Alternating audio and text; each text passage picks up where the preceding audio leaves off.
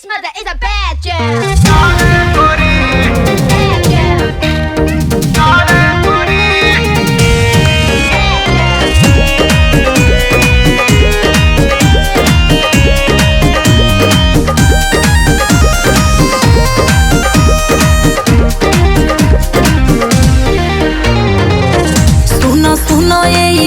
कोटनी लागी कल पिछुआ खाली होई ताका ताके बाकी करे हो ना ये सरवा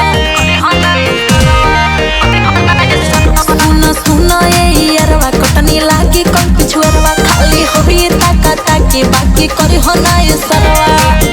धान काटल जाई अपने अपने डारे करी धान काटल जाई अपने अपने डारे करी बाकी लोभ होई बोझा के आरे करी बाकी लोभ होई बोझा के आरे करी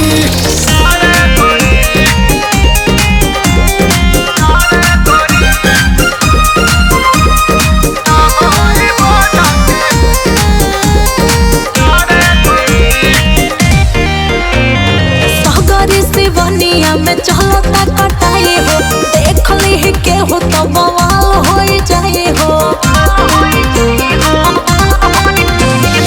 आया टूटी बोला वापतिया बारी पानी हो काटल जाई जानी रानी के हो नहीं जानी हो संगे संगे रही माई और दोनों भाऊ जाए हवे पहाड़े